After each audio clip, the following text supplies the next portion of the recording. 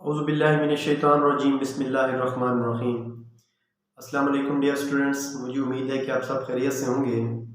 आज की वीडियो बनाने का मकसद उन बच्चियों के लिए है, उन बेटियों के लिए है जो बीएस केमिस्ट्री करने के बाद या एमएससी केमिस्ट्री करने के बाद किसी भी वुमेन यूनिवर्सिटी में एडमिशन लेना चाहती हैं।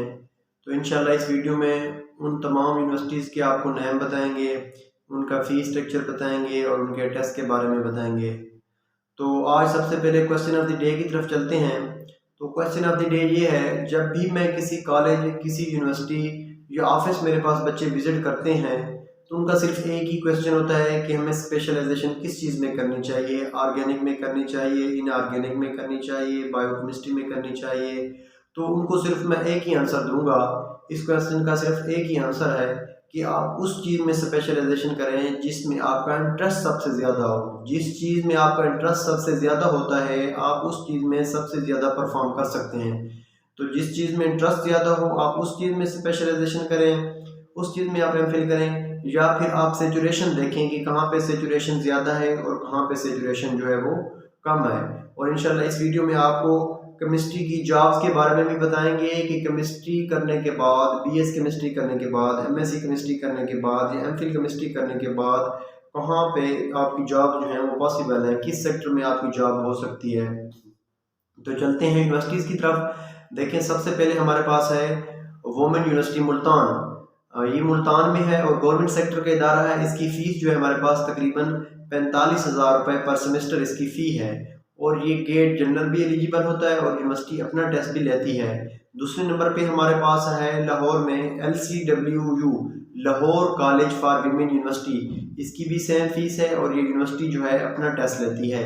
उसके बाद अगर मैं बात करूँ फैसलाबाद की, तो हमारे पास है government college women university Faisalabad. उसके बाद हमारे पास है government college Sadiq university Bahawalpur. ये भी विमेन की यूनिवर्सिटी है और इसमें भी आपका एडमिशन जो है वो हो सकता है। इन दोनों की फीस जो है वो तकरीबन 60,000 पर सेमेस्टर तक जो है वो पॉसिबल है। फिर अगर मैं बात करूं KPK की, तो KPK में हमारे पास है शहीद बेनज़ीर भुट्टो वुमेन यूनिवर्सिटी पेशावर। उसमें भी आपकी फ़ीस जो है वो 60,000 तक आपकी फ़ी है। उसमें भी यूनिवर्सिटी का अपना टेस्ट होता है, वो भी फीमेल की यूनिवर्सिटी है, उसमें आपका एडमिशन हो सकता है। फिर मैं बात करूँ क्वेटा की, बलूचिस्तान की, तो सरदार बहादुर खान यूनिवर्सिटी, वो भी फीमेल की एक यूनिवर्सिटी है, उसमें भी आपका एडमिशन पॉसिबल है। वहाँ की जो सेमेस्टर फ़ी है वो भी 60,000 है।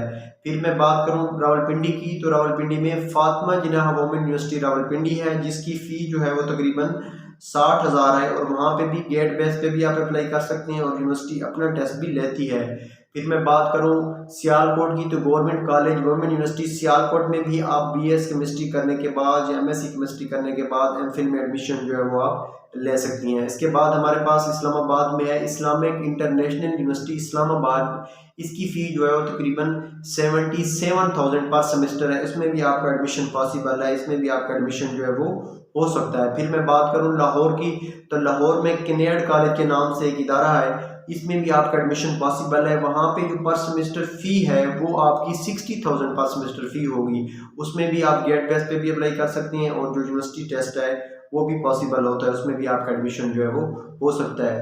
तो चलते हैं जॉब्स की तरफ। देखें, BS केमिस्ट्री या एमफिल केमिस्ट्री करने के बाद आपकी जो जॉब है, हमारे पास सबसे बड़ा सेक्टर जो है वो प्राइवेट सेक्टर है। प्राइवेट सेक्टर में आप एज ए केमिस्ट जॉब कर सकते हैं मुख्तलिफ टेक्सटाइल इंडस्ट्रीज़ में, मुख्तलिफ केमिकल इंडस्ट्रीज़ में, मुख्तलिफ फर्टिलाइज़र इंडस्ट्रीज़ में आप एज ए केमिस्ट के तौर पर जो है वो जॉब कर सकते हैं। दूसरा, हमारे पास जो है वो फार्मास्यूटिकल इंडस्ट्रीज जितनी भी हैं उसमें भी आप जॉब कर सकते हैं एज ए केमिस्ट के तौर पर। फार्मास्यूटिकल इंडस्ट्रीज में आपकी जॉब जो है वो भी पॉसिबल होती है। हॉस्पिटल में भी बेशक आप जॉब करना चाहें तो वहाँ भी आपकी जॉब जो है वो पॉसिबल होती है। फिर हमारे पास है गवर्नमेंट सेक्टर। देखें, गवर्नमेंट सेक्टर में सबसे पहले हमारे पास है एजुकेटर का ऑप्शन। एजुकेटर में आप 9 स्केल पे भी अप्लाई कर सकते हैं, 14 पे भी कर सकते हैं और 16 पे भी। स्कूल लेवल पे आपकी जो जॉब है वो हो सकती है। अगर आप स्कूल लेवल पे इंटरेस्टेड नहीं है, आप जॉब नहीं करना चाहते, तो फिर आप क्या करते हैं, कॉलेज लेवल पे लेक्चरशिप के लिए 17 स्केल पे आप अप्लाई करते हैं। उसमें आप डायरेक्ट लेक्चरर सेलेक्ट होते हैं और इसके बाद जो है वो टेस्ट कंडक्ट करती है PPSC, Punjab public service commission. उसमें आपके नॉलेज को देखा जाता है। मोस्टली स्टूडेंट जो है उसमें परफॉर्म नहीं कर पाते नॉलेज ना होने की वजह से। देखते हैं आपके नंबर ऑफ एप्लीकेंट जो होते हैं वो हज़ारों में होते हैं और जो सीट्स होती हैं वो तकरीबन 50 होती हैं या 55 होती हैं। इसके बावजूद भी हमारे पास वो सीट्स जो है वो कभी बच जाती हैं या हमारे यहाँ जो है बच्चे वो इस चीज़ में सिलेक्ट नहीं होते। उसकी बड़ी वजह यही होती है कि हमारा CGPA तो होता है लेकिन हमारे पास जो है वो नॉलेज नहीं होता उस चीज़ का, उस चीज़ की स्किल नहीं होती, उस चीज़ का प्रैक्टिकल नहीं होता, जिस वजह से हम परफॉर्म नहीं करते, वो जॉब हमें नहीं मिलती। इसके बाद गवर्नमेंट सेक्टर में हमारे पास है यूनिवर्सिटी लेवल पे आप असिस्टेंट प्रोफेसर पे भी की पोस्ट पे भी आप क्या कर सकते हैं, अप्लाई कर सकते हैं। असिस्टेंट प्रोफेसर के आप 18 स्केल वो आप PPSC के थ्रू भी आप दे सकते हैं या फेडरल पब्लिक सर्विस कमीशन उसके थ्रू भी आप दे सकते हैं। उसमें भी जो है वो आपकी जॉब जो है वो पॉसिबल होती है। मैं स्टूडेंट से बार बार यही रिक्वेस्ट करता हूँ कि देखें आप यूनिवर्सिटी में जाने के बाद जो है रिलैक्स ना हो कि मैंने FSC कर ली है या मैंने BSc कर ली है, मैं MSc कर रहा हूँ, ठीक है। तो MSc करने के बाद ये मतलब नहीं है कि आपकी डिग्री हो गई है। आप कोशिश करें, अपना नॉलेज इंक्रीज करें, आप बुक्स पढ़ें, आप टीचर्स से गाइडलाइंस लें, आप पास्ट ईयर पेपर दें।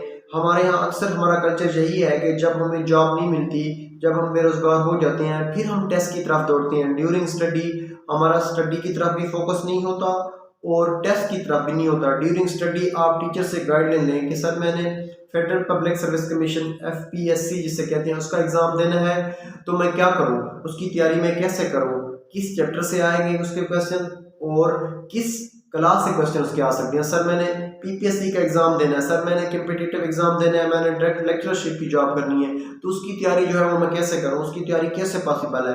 तो इस तरह के क्वेश्चन आप ड्यूरिंग स्टडी अपने टीचर से कर सकते हैं, जिससे आपको जो है वो ज़्यादा रहनुमाई मिल सकती है। बाकी इंशाल्लाह ECL के प्लेटफॉर्म के आपको इस तरह की सारी इन्फॉर्मेशन मिलती रहेगी। Thank you so much.